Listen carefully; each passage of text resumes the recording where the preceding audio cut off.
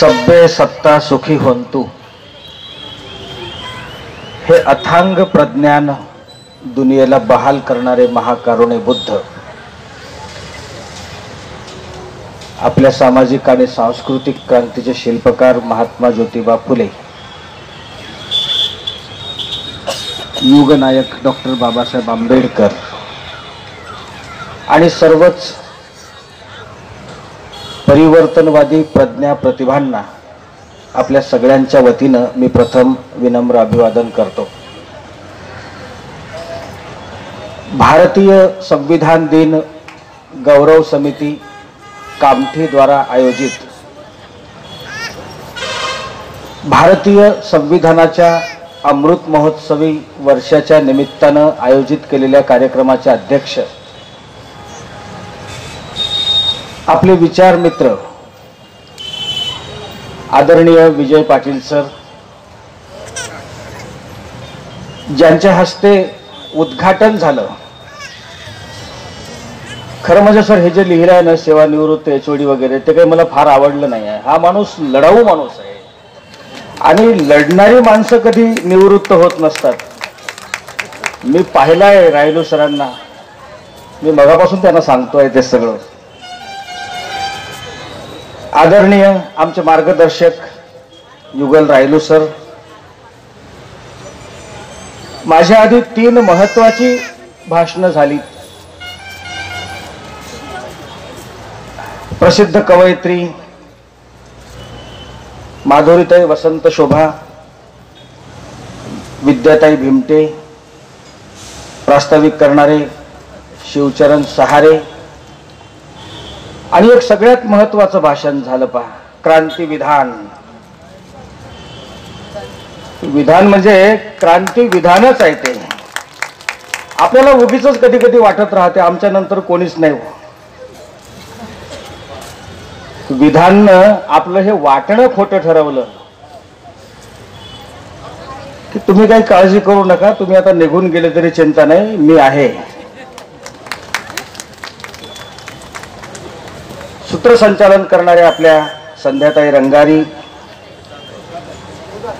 सुधाताई आणि उपस्थित सर्व संविधान प्रेमी भगिनींनो आणि बंधूंनो, मागच्या वर्षी मला पाटील सरांनी बोलावलं होतं। मला अजूनही कळलं नाही पाटील सरांनी मला का रिपीट केलं, कारण पाटील सरांच्या डोळ्यापुढे भारत आहे, हिंदू राष्ट्र नाही आहे। आणि म्हणून इथे पाटील सर आहेत, रायलू सर आहेत, माधुरीताई आहेत, आमचे पटेल सर आहेत। हे भारत आहे, हे भारत आहे। खरा भारत असा असतो पहा, तो एका जातीचा नसतो, तो एका धर्माचा नसतो। आणि सत्तेतल्या लोकांना तुमच्या आमच्या आम्हाला मंजूर असलेला, संविधानाला मंजूर असलेला भारत नको आहे।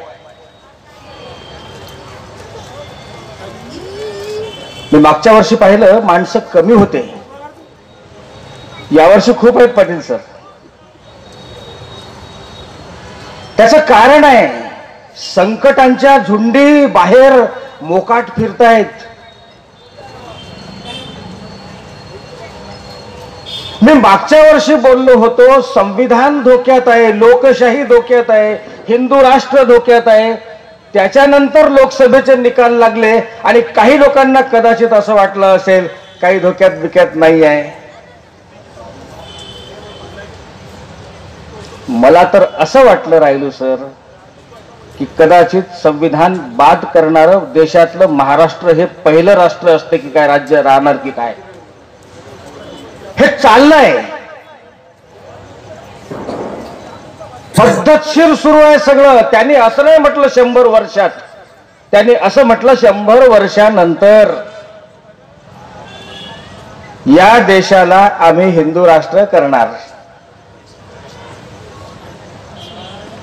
1925 पासून 2025 मध्ये 100 वर्ष होऊन जातात आता कुठे इतक्या लवकर करणार आहे, काही सांगतात वक्ते, तसं नाही आहे. त्यांचं फार प्लॅनिंगनं काम सुरू आहे, अतिशय नियोजनबद्ध काम सुरू आहे.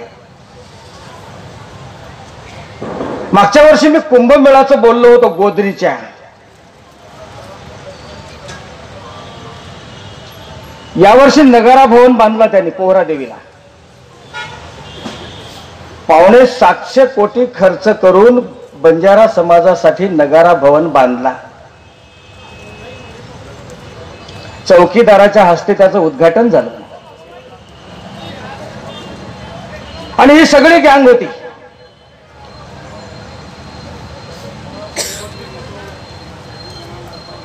हे काय सुरू आहे या देशात? भारतीय संविधानाच्या 75 वर्षामध्ये आम्हाला हे 75 वर्षामध्ये मिळालेलं माणूस पण तुम्हाला सहन झालं नाही आणि म्हणून पुन्हा आमच्या भोवती गुलामीचे पिंजरे तुम्ही घट्ट करत आहात. हे ओळखलं पाहिजे आपण सगळ्यांनी. आपण प्रबुद्ध नागरिक आहोत. बाबासाहेब म्हणाले होते प्रबुद्ध मतदार पाहिजे. 75 वर्षामध्ये प्रबुद्ध मतदार आपण घडवू शकलो नाही. आपलीच माणसं तिकडे त्या अँटिनावाल्यांच्या पेंडॉल मध्ये इकडे सगळीकडे आपली माणसं असतात पहा. म्हणजे आम्ही या 75 वर्षामध्ये संविधानातल्या अनुच्छेदांसारखं वागलो असतो तर हिंदू राष्ट्र शब्द उच्चारण्याची हिंमत कोणाची झाली नसती बाबाबुवांची. आम्ही 75 वर्ष त्यातले सुरुवातीचे 1-2 दशक सोडले तर बाकीचा काळ आम्ही मनुस्मृतीतल्या श्लोकांसारखं वागत आलो. आम्ही संविधानाच्या अनुच्छेदांसारखं वागलो नाही आणि म्हणून या 75 वर्षामध्ये संविधानाच्या ध्येयातला भारत आपण साकार करू शकलो नाही.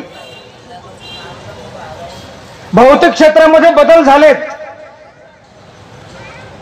आपण माहिती तंत्रज्ञानाच्या क्षेत्रामध्ये उत्तुंग भरारी घेतली, विज्ञानाच्या क्षेत्रामध्ये उत्तुंग भरारी घेतली, रस्ते बदलले, आपले कपडे बदलले, वाहनं बदललीत, समुद्रात माशासारखं आपण पोहायला लागलो, आकाशात पाखरासारखं उडायला लागलो. पण आपली मन या देशात संविधान संस्कृती लागू होण्यापूर्वी जसे आपण होतो भैताड तसेच आजही आहोत. हे बाह्य बदल आहेत. हे मानसिक परिवर्तन नाहीये, ही पुनर्रचना नाहीये. आपली मन तीच आहेत, तीच जातीयतेची घाण, तीच पोट जातीची घाण, तीच धर्मांधता, तेच सगळं घेऊन आपण जगतो आहोत. खरं म्हणजे ही जबाबदारी शासनकर्त्यांची होती. म्हणजे 26 जानेवारी 1950च्या आदल्या दिवशीपर्यंत आपण मूर्ख होतो आणि 26 जानेवारी 1950 आला लगेच आम्ही शहाणे झालो असं नसते. ते प्रोसेस असते. संविधानातल्या ध्येयानुसार, संविधानातल्या जडवादी तत्वज्ञानानुसार, बुद्धिप्रामाण्यवादी तत्वज्ञानानुसार, धर्मनिरपेक्षतेनुसार हा देश चालवला गेला असता तर संविधान हे स्वतंत्र भारताचं क्रांती विधान झालं असतं. पण संविधान आणि लोकमानस यांचा जेव्हा आपण विचार करतो तेव्हा माणसं तीच आहेत. पेशवाईच्या काळात होती तशीच मनं आहेत, वैदिक संस्कृतीच्या काळात होती तशीच मनं आहेत. मानसिक परिवर्तन काहीही झालेलं नाही आहे. सुटाबुटात माणूस दिसतो आणि तोंड उघडलं की दुर्गंधी बाहेर येते. हो, तो जातीवादी असतो आणि भारतीय पण असतो. धर्मासाठी जीव द्यायला तयार असतो आणि भारतीय पण असतो. तो पोटजात मानतो आणि संविधानही मानतो, भारतीय असतो. ही जादूगार माणसं आहेत पा या देशात. तुम्ही भारतीय ह्या जातीपातीच्या अस्मितांना ओलांडून पुढे गेल्याशिवाय तुम्ही भारतीय होऊ शकत नाही. आणि माणसं भारतीय होऊ नये यासाठी सत्ताजीवी लोकांनी प्रयत्न केलेले आहेत. मग सत्ता काँग्रेसची असो, सत्ता बीजेपीची असो. माधुरीताई म्हणाल्या मगाशी, नेते सुद्धा ईव्हीएमच्या विरोधात बोलत नाही. मला तर असंही वाटतं त्यांचा करार झाला असेल कदाचित. ज्याने करोडो रुपये खर्च केले ते सुद्धा ईव्हीएमच्या विरोधात बोलत नाही. आणि आपण दुःखी फक्त आंबेडकरवादी आहे हो, बाकी कोणीच नाही आहे. आम्हाला भीती आहे आपलं माणूस पण जाते की काय. ठरलं असेल त्यांचं कदाचित, 15-20 वर्ष आम्ही राहतो, 15-20 वर्ष तुम्ही राहा, मशीन हीच ठेवू. 2019 मध्ये कोर्टात गेली होती माणसं या सगळ्या गोष्टींच्या विरोधात. अजून कोर्टाचा निकाल लागला नाही. आणि आता जर तुम्ही 24 मध्ये ईव्हीएमच्या विरोधात कोर्टात गेले, 29ची विधानसभा आणि लोकसभा संपून जाते. लक्षात घ्या, आपल्या भोवती गुलामीचे पिंजरे घट्ट विणले जात आहेत. दुःखी कोणीच नाही आहे. सगळ्यांना जखमांचा भारत हवा आहे. आपल्यालाच फक्त समतायुक्त आणि शोषणमुक्त भारत हवा आहे. तुमची भांडणं ज्यांच्या हिताची आहेत, तुमच्यातली जातीयता ज्यांच्या हिताची आहे, ते लोक आपली जातीयतेची दुर्गंधी दूर करणार आहेत का? हा साधा विचार आहे. आणि म्हणून बांधवांनो, जोपर्यंत डोक्यामध्ये संविधानाचा उजेड जात नाही तोपर्यंत बाहेरचा अंधार दिसतच नाही. बाहेरचा अंधार दिसण्यासाठी डोक्यात संविधानाचा उजेड गेला पाहिजे. आणि सत्ता याची काळजी घेत आहे. सगळं करा, संविधान वाचू नका. अरे हजारो वर्ष वाचनासाठी बंदी होती, तेव्हा माणसं वाचत नव्हती. ती बंदी उठली तरीही माणसं वाचत नाही. याचा अर्थ काय? याचा अर्थ काय? याचा अर्थ आम्हाला गुलामीच हवी आहे. ज्या ग्रंथावर देश चालतो तो ग्रंथ माणसं अजूनही अनेक लोकांनी संविधान वाचलेलं नाहीये. समजून तर घ्या संविधानाचं काय म्हणणं आहे. आभाळातून पडलं नाही ते बाबासाहेबांनी, तो त्या सगळ्या तपशिलात मी जाणार नाही कारण वेळ खूप झाला. आणि मी खरं म्हणजे सर रायलू सरांचं भाषण ऐकायला आल्यावर मला फार आकर्षण. मी फार पूर्वी ऐकायचो सरांची भाषणं. बाबासाहेबांना दुनियेनं सर्वश्रेष्ठ ज्ञान म्हटलं आहे. माणसाला महान करणारं ते प्रज्ञान आहे. एक साधा प्रश्न विचारतो तुम्हाला, आपण ज्ञानाचं ऐकायचं की अज्ञानाचं ऐकायचं? बाबासाहेब आपल्याला खोटं सांगणार आहेत का? दुनियेनं महान ज्ञान म्हणून ज्या माणसाचा गौरव केला आहे तो माणूस एकदा समजून घ्या गड्या. आणि फार चिंता करायची गरज नाही. आपण सगळं काही गमावून बसलो नाही. आपल्याकडे बुद्ध आहेत, आपल्याकडे फुले आहेत, आपल्याकडे बाबासाहेब आहेत, आपल्याकडे संविधान आहे. हे जोपर्यंत आपल्याकडे आहे तोपर्यंत आपल्याला चिंता करायची गरज नाही. मी बोललो होतो मागच्या वर्षी, हे तुम्हाला मंजूर नाही ना तर तुमचं दुकान वेगळं मांडा. बरोबर आहे ना? संविधान मानणाऱ्यांचा भारत वेगळा आणि ज्यांना संविधान मंजूर नाही आहे त्यांचा हिंदू राष्ट्र वेगळा घेऊन जा तुम्ही तिकडे. खूप चिंता करण्याची गरज नाही. चिंता फक्त एका गोष्टीची वाटते, आपल्या माणसाच्या मनातून या सुंदर आविष्काराबद्दल असीम निष्ठा असली पाहिजे. ही निष्ठा ज्या दिवशी डळमळीत होईल ना, त्या दिवशी संविधानाला कोणीही वाचवू शकणार नाही. मनापासून प्रेम केलं पाहिजे आपल्याला माणूस करणाऱ्या या सुंदर आविष्कारांवर. आणि मला खात्री आहे, सत्ता फक्त बौद्धांना घाबरते. सत्तेला फक्त बौद्धांची भीती आहे बरं का. हे धर्मनिरपेक्ष आहेत. ज्याच्यावर आपण जगतो आहे धर्मावर, त्याच्यावरच बौद्ध हल्ला करतात. आणि आपल्या माणसांची अडचण काय आहे, आपल्याला एकाच वेळी धर्मही पाहिजे आणि संविधानही पाहिजे. असं नाही होत बाबा रे. जोपर्यंत तुम्ही तो वैदिकांचा डाटा डिलीट करत नाही, तोपर्यंत हे तुम्हाला तुमच्या डोक्यामध्ये डाउनलोड करता येत नाही. आपली चूक इथंच झाली आहे. आपण तो डाटा डिलीट केलाच नाही आणि नवीन डाउनलोड करायला पाहतो, स्क्रीनवर दिसते मेमरी फुल. बांधवांनो, मी तांड्यातून आलो आहे. तुम्हाला खरं सांगतो सर, एक मिनिट घेतो शेवटचा. पाटील सर, तुम्हाला खरं सांगतो, मला अनेकदा असं वाटते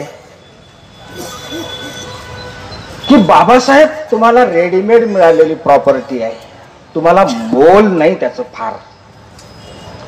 मी खरं सांगू, विधानसभेत जे चित्र पाहिलं ना, मी सांगत नाही इथे नावासकट, पण भयानक त्रासदायक बरं का. खूप खूप त्रास झाला मला. मी बाबासाहेब कमावलाय अभ्यास करून, आणि तुम्हाला रेडीमेड मिळालाय बाबासाहेब. मला किंमत आहे त्याची, कारण मी मिळवलाय अभ्यास करून. बरं, त्याचा पारितोषिक मला काय मिळालं? प्रकाश राठोड म्हणजे महार. का? तो बाबासाहेबांचं नाव घेतो.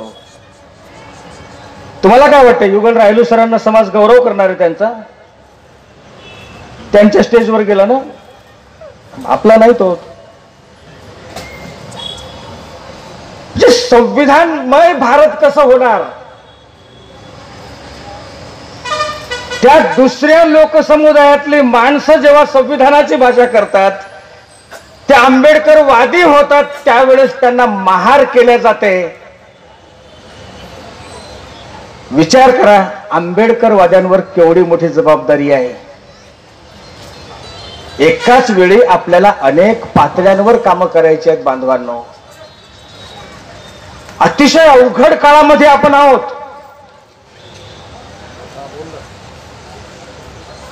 आमच्या माधुरीताई म्हणाल्या, संघर्षाशिवाय पर्याय नाही.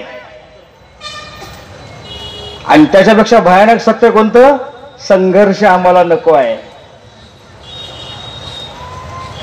रस्त्यावर उतरल्याशिवाय पर्याय नाही, आंदोलनाशिवाय पर्याय नाही, आणि आंदोलन आम्हाला नको आहे.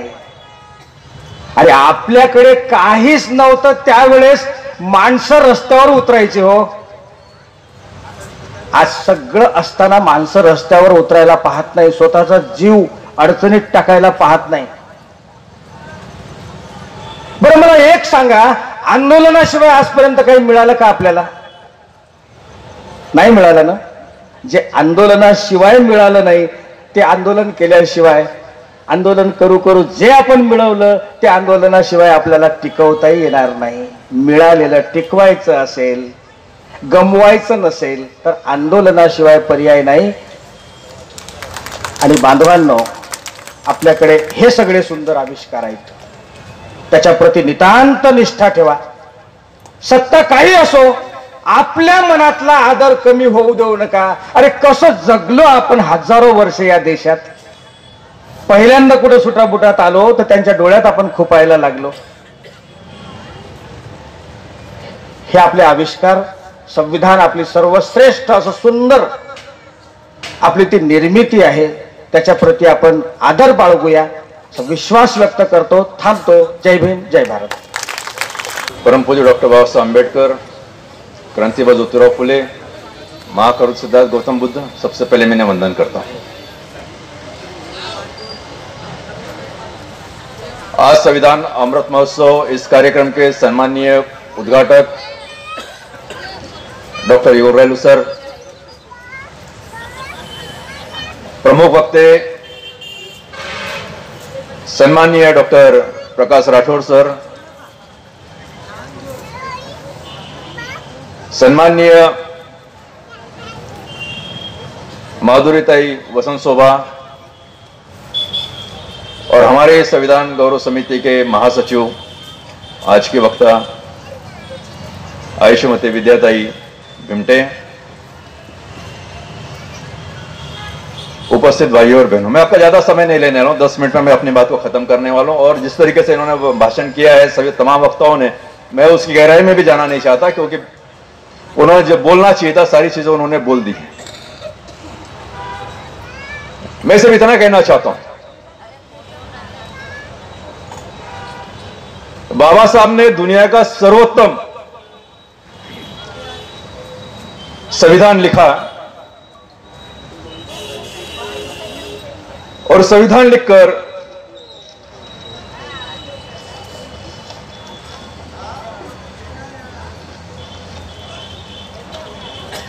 बाबा साहब ने हम सभी को स्वाभिमान से जीना, स्वाभिमान से मरना सिखाया है। मैं ज्यादा समय तो नहीं लूंगा, मैं पहले कह चुका हूं। मैं सिर्फ इतना कहना चाहता हूं कि तमाम वक्ताओं से एक ही सुर निकल रहा है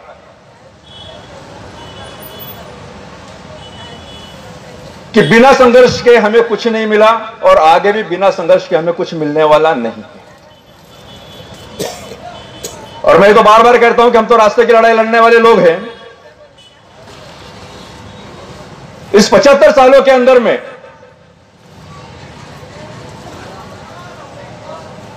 हम लोगों ने कई चढ़ाव उतार देखे हैं।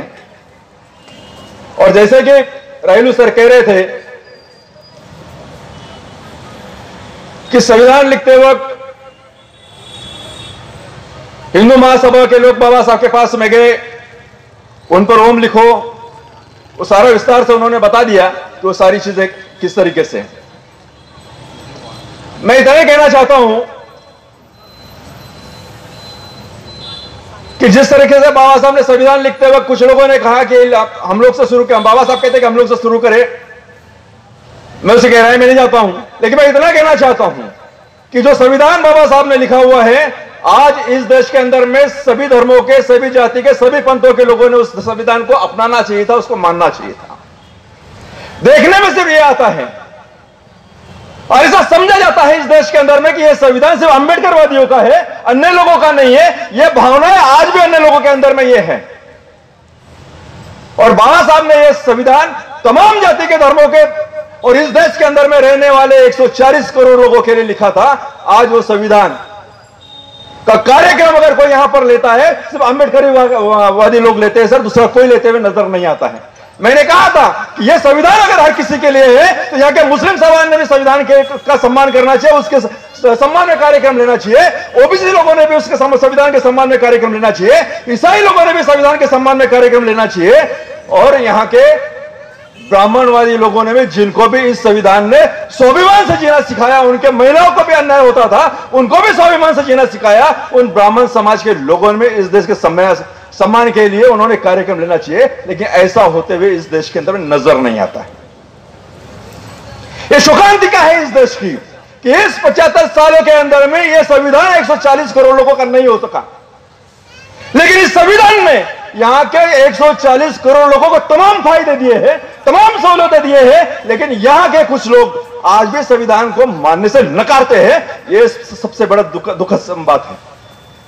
यह हमको सोचना पड़ेगा कि मैं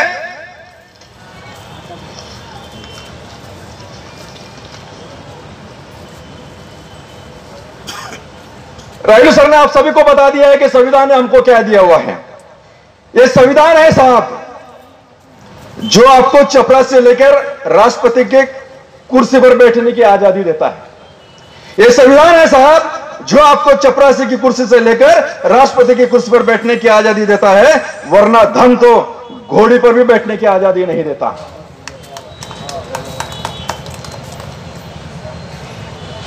यहां का सुप्रीम कोर्ट का एक मजिस्ट्रेट कहता है, मौजूदा समय में संविधान धार्मिक किताबों की जगह ले सकता है।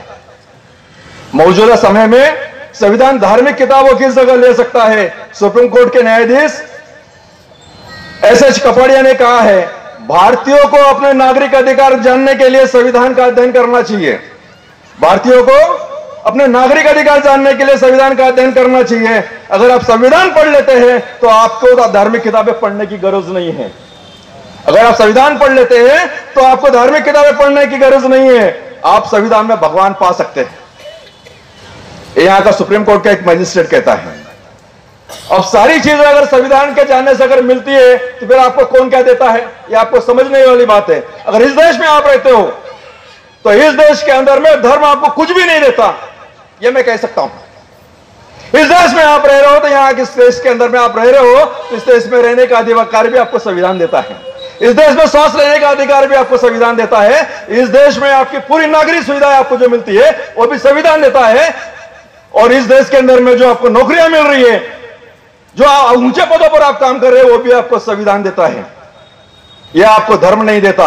इस देश के अंदर में आपको जो मेडिकल फैसिलिटीज मिलती है वो भी आपको संविधान देता है, कोई धर्म आपको नहीं देता है। इस देश के अंदर में एजुकेशन भी आपको जो मिल रहा है वो भी संविधान देता है, वो आपको कोई धर्म नहीं देता है। यह बात को आप लोगों ने समझ लेना चाहिए। जब सारी चीजें संविधान के माध्यम से मिलती है तो फिर हमने किसको मानना चाहिए, यह सवाल भी हमारे सामने है।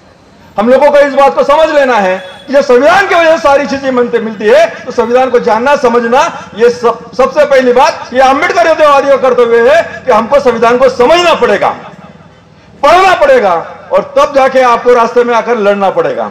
अगर आप पढ़ोगे नहीं, जानोगे नहीं, समझोगे नहीं तो आप लड़ भी नहीं सकते। मैं आपसे कहना चाहता हूं, मैं सिर्फ चंद शब्दों में अपनी बात खत्म करना चाहता हूं। किसी शायर ने सही कहा है, आओ से पत्थर पिघलेगा इस धोखे में मत रहना। आहों से पत्थर पिघलेगा इस धोखे में मत रहना, कहीं इंसाफ मिलेगा इस धोखे में मत रहना। भारत के जर्रे जर्रे में सबका अपना हिस्सा है। भारत के जर्रे जर्रे में सबका अपना हिस्सा है। कोई बुला बुला कर देगा इस धोखे में मत रहना, कोई बुला बुला कर देगा इस धोखे में मत रहना। भाग्य और भगवान हमारे केवल एक छलावा है। भाग्य और भगवान हमारे केवल एक छलावा है। ईश्वर ही कल्याण करेगा इस धोखे में मत रहना।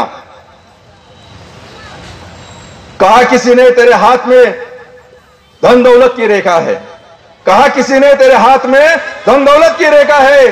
छप्पड़ फाड़ के धन बरसेगा इस धोखे में मत रहना, छप्पड़ फाड़ के धन बरसेगा इस धोखे में मत रहना। शिक्षित और संगठित होकर खुद पर विश्वास करो। शिक्षित और संगठित होकर खुद पर विश्वास करो। कोई और संघर्ष करेगा इस धोखे में मत रहना, कोई और संघर्ष करेगा इस धोखे में मत रहना। संविधान की रक्षा करना सबकी जिम्मेदारी है। संविधान की रक्षा करना सबकी जिम्मेदारी है। कोई और बेड़ा पार करेगा इस धोखे में मत रहना, कोई और बेड़ा पार करेगा इस धोखे में मत रहना। बिना लड़े इंसाफ मिलेगा, बिना लड़े इंसाफ मिलेगा इस धोखे में मत रहना। फिर अंबेडकर पैदा हो गए इस धोखे में मत रहना, फिर अंबेडकर पैदा हो गए इस धोखे में मत रहना। साथियों, तमाम हमारे वक्ताओं ने जो कहा है कि बिना संघर्ष के आपको कुछ मिल नहीं सकता, और यह हकीकत है। आपको जानना पड़ेगा, आपको जो आज नौकरियां मिली है, आप जो अच्छे कपड़े पहनकर यहां पर बैठे हो, इस बात को आपने समझ लेना, इसके पीछे बाबा साहब ने अपने बच्चों की, अपने परिवार की कुर्बानी दी है। और बिना कुर्बानी के कुछ भी हासिल नहीं होता। आपको आने वाले समय के अंदर में जिस तरीके का वातावरण इस देश के अंदर में बनाया जा रहा है, मैं बार बार ये आपसे कह रहा हूं कि बाबा साहब ने अपने बच्चों की कुर्बानी दी, तब जाके हमारे अच्छे दिन आए। मोदी के वजह से हमारे अच्छे दिन नहीं आए, इस बात को आपने ध्यान में रखना। तो भी एक छलावा है, 15 लाख का लालच दिया, आज से किसी के अकाउंट में 15 पैसे नहीं आए हुए हैं। लेकिन जिस तरीके से आज नौकरियों का खतरा हमारे ऊपर में मंडरा रहा है, मैं फिर ये कहना चाह रहा हूं, मैं बार बार आह्वान करता हूं कि जो लोग जैसे कि हमारे राठौर सर ने कहा कि रायलू सर हो कि आपने रिटायर्ड लिखना, ये हमको उचित नहीं लगता कि आप रिटायर्ड नहीं हुए हो, क्योंकि आज वो काम कर रहे हैं। पहले वो सर्विस में कर रहे थे, लेकिन आज तो समाज में काम कर रहे हैं, देश के लिए काम कर रहे हैं, यहाँ के विद्यार्थियों के लिए काम कर रहे हैं, यहाँ के नौकरी पेशा वर्ग के लोगों के लिए काम कर रहे हैं। लेकिन मैं आपसे ये कहना चाहता हूं, अगर आने वाले समय के अंदर जो खतरा मंडरा रहा है, अपने बच्चों का भविष्य अगर सुरक्षित देखना चाहते हो, तो जो लोग रिटायर्ड हो चुके हैं, जो लोग 60 साल के हो चुके हैं, जिसको मैं फ्यूज बल्ब कहता हूं, कभी भी वो टिमटिमाना उनका बंद हो सकता है, कभी वो बल्ब बुझ सकता है। अगर आपको अपने आने वाले समय में अपने बच्चों का भविष्य अगर सुरक्षित देखना चाहते हो, तो घर में सड़कर मरने के बेहतर आपको आंबेडकरी आंदोलन में आकर लड़कर शहादत हासिल करके अपने बच्चों, आने वाले पीढ़ी का भविष्य सुरक्षित रखोगे। यही अपेक्षा करता हूं और अपने शब्दों को यही विराम देता हूं। जय भीम। नमस्कार दोस्तों, हमारे न्यूज चैनल न्यूज इंडिया को लाइक कीजिए, शेयर कीजिए, अनसब्सक्राइब कीजिए। हम मिलेंगे फिर। धन्यवाद।